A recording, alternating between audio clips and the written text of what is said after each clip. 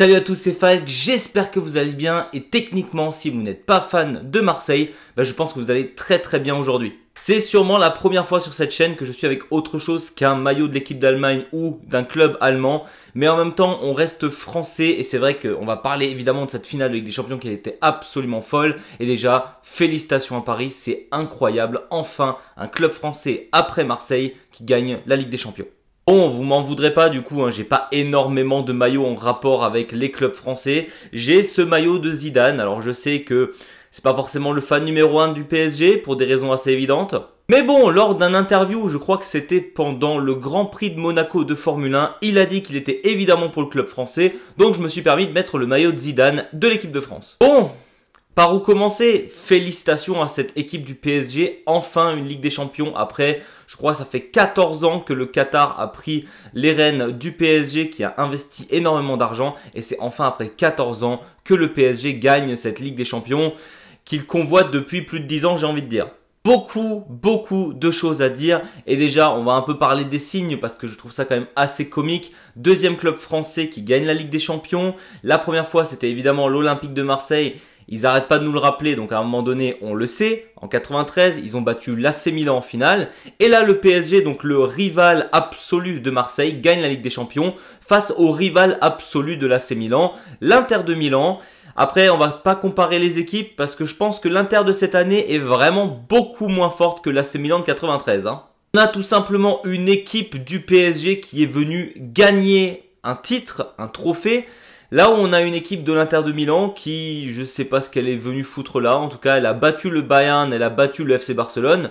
Franchement les gars, c'est pour faire cette prestation en finale, laissez les autres clubs, ils avaient sûrement plus envie que vous quoi. On va évidemment revenir sur la prestation du PSG dans un instant, mais l'Inter de Milan c'était une honte absolue quand je vois que limite Paris a marqué plus de buts que l'Inter de Milan a tenté de choses sur le but du PSG, c'est une honte absolue. Je vois aussi que beaucoup descendent le gardien suisse Yann Sommer. Désolé les gars, mais sur les 5 buts, il peut pas faire grand chose. Allez, éventuellement sur le tout dernier, où tu peux faire attention à ton premier poteau un peu mieux. Mais en même temps, l'Inter de Milan s'est tellement fait bouffer de A à Z et la défense était tellement inexistante. Défense qu'on rappelle était l'ancrage de cette équipe de l'Inter de Milan qui n'a pas existé durant tout le match. Et donc j'ai quand même envie de parler du retour de karma énorme que se prend le coach de l'Inter de Milan, Inzaghi, qui en conférence de presse avait montré avec le nombre de doigts, le nombre de titres que l'Inter de Milan finirait par gagner cette saison.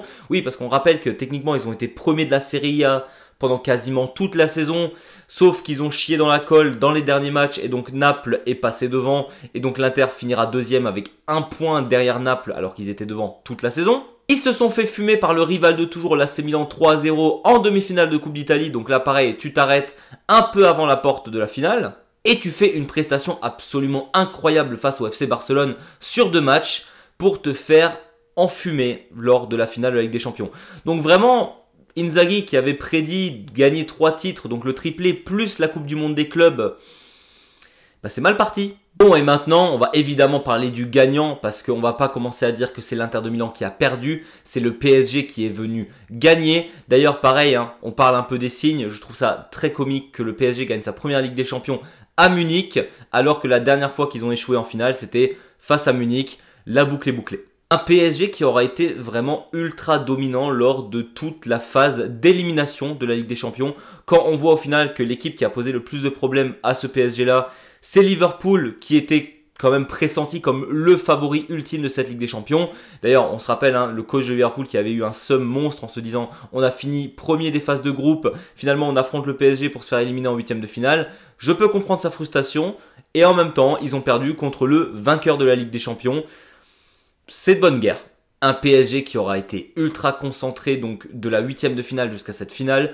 Éventuellement, on peut parler d'une mi-temps, une mi-temps et demie même face à Aston Villa où ils étaient peut-être un peu nonchalants, mais avoir éliminé Liverpool, Aston Villa et Arsenal sur leur route, donc avoir éliminé littéralement tous les meilleurs clubs de Première Ligue de cette saison, c'est un exploit en soi. Pas grand monde s'attendait à ça, je pense, au vu de ce que le PSG nous a montré les dernières années. Et c'est là où je trouve cette équipe de Paris vraiment kiffante à regarder. C'est une des premières fois où d'ailleurs J'étais un peu pour le PSG quand même sur cette compétition parce que forcément on est pour les clubs allemands mais aussi pour les clubs français. Mais c'est vrai que d'habitude le PSG avec Messi, Neymar, Mbappé, etc. j'aimais pas trop parce que le côté star system de Paris avec des grosses divas, je déteste ça dans les clubs. Et maintenant qu'ils sont revenus un peu aux bases même du football, c'est-à-dire en fait le foot ça se gagne avec un collectif bien huilé. Et pour le coup Luis Enrique a fait une équipe incroyable. On rappelle quand même, c'est une des 2 équipes les plus jeunes de l'histoire à gagner la Ligue des Champions. Je n'ai plus la date exacte, mais je sais que c'est l'Ajax Amsterdam qui a encore aujourd'hui l'équipe la plus jeune historiquement qui a gagné la Ligue des Champions. Mais voilà, le PSG se place quand même 2e et ça montre vraiment, c'est pas une histoire de grosses stars dans cette équipe, c'est vraiment un collectif super fort, un collectif où tout le monde va se jeter sur le ballon. Je pense que ça sert à rien de revenir en détail sur le match de Paris face à l'Inter de Milan parce qu'on a juste vu une équipe, un 11 plus les remplaçants qui avaient juste envie de gagner, qui se sont donnés pour le maillot. Et ça c'est un truc qui a vraiment manqué pendant des années à Paris quand tu avais Messi, Mbappé, même Zlatan, j'ai pas vraiment envie de l'inclure là-dedans parce que c'est quand même quelqu'un qui a placé un peu Paris sur la carte depuis cette nouvelle ère du PSG. Mais juste quand tu vois le défenseur central de Paris se jeter sur le ballon pour pas que ça se termine en corner et que finalement l'action amènera à un but juste après, ça montre juste que cette équipe-là avait une hargne et une envie que l'Inter de Milan n'avait pas. Et forcément, l'histoire a aussi à voir quelque chose avec ça. L'Inter de Milan a déjà gagné la Ligue des Champions. Récemment, comme dit, ils ont eu beaucoup de contre-coups. Et c'est vrai que là, mentalement, c'était très difficile. Là où la hargne du PSG, elle s'est vue à tous les niveaux, que ce soit le staff, les coachs, les joueurs sur le banc, les joueurs sur le terrain, tout le monde a vibré pour l'écusson qui est devant et pas pour le nom qui est derrière. Et ça fait vraiment plaisir de voir cette équipe évoluer de cette manière. On a évidemment une pensée pour Kimpembe, pour Marquinhos qui sont dans le club maintenant depuis tellement d'années, qui ont voulu et qui ont échoué avec cette équipe un nombre de fois incalculable, qui ont enfin gagné la Ligue des Champions avec ce club de Paris. C'est pas donné à tout le monde d'avoir cette mentalité de rester dans le même club jusqu'à ce que tu gagnes et pas de fuir dans un club plus prestigieux.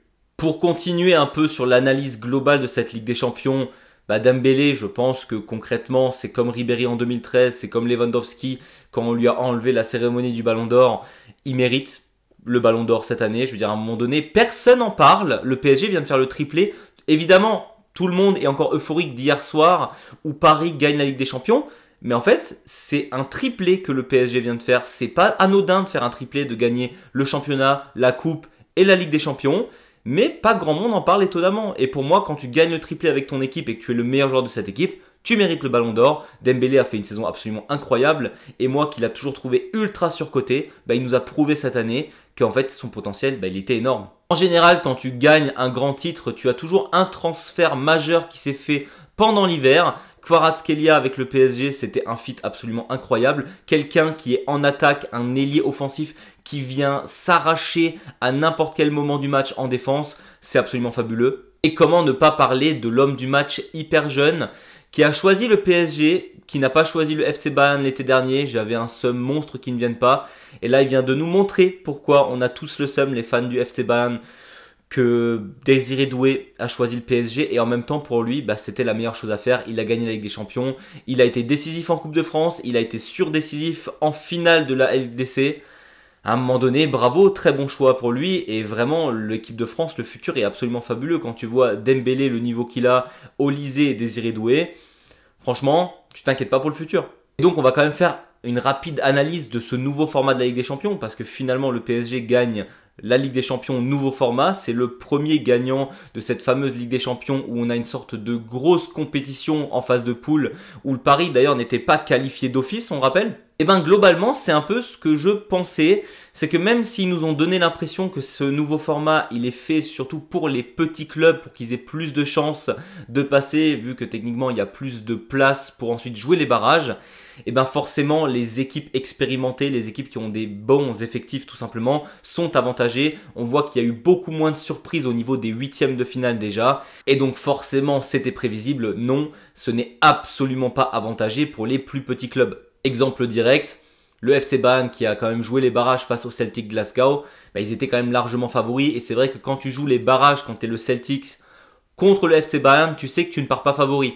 Et donc je trouve que globalement c'est un peu malhonnête d'avoir dit que c'était censé être avantageux pour les petits clubs, ça ne l'est absolument pas. Par contre c'est clair qu'au niveau du spectacle, est-ce qu'on a déjà eu une Ligue des Champions aussi attrayante? Je ne pense pas. On a eu énormément de matchs différents avec d'énormes affiches chaque semaine, ce qui est quand même super pour les supporters. Et c'est aussi pour ça que j'ai envie de donner énormément de crédit à ce Paris Saint-Germain qui a gagné une Ligue des Champions, où ils ont dû se défaire d'adversaires absolument colossaux dès les phases de poule. Donc franchement, les gars, ils méritent, il n'y a rien à dire. Bon, et les fans qui ont le seum et qui commencent à dire que le PSG a acheté la compétition, stop. Vraiment, stop les gars. Ça s'est vu sur le terrain, c'était la meilleure équipe, il n'y a rien à dire. Après, je pense qu'il reste quand même quelques petits aspects à changer dans ce nouveau format de la Ligue des Champions. Déjà, c'est vrai que laisser des clubs du même pays s'affronter en huitième de finale, c'est un peu dommage quand tu vois qu'on a eu un Bayern Bayer Leverkusen en huitième. C'est assez dommage quand même. Et peut-être être un peu plus équilibré au niveau de la phase de poule.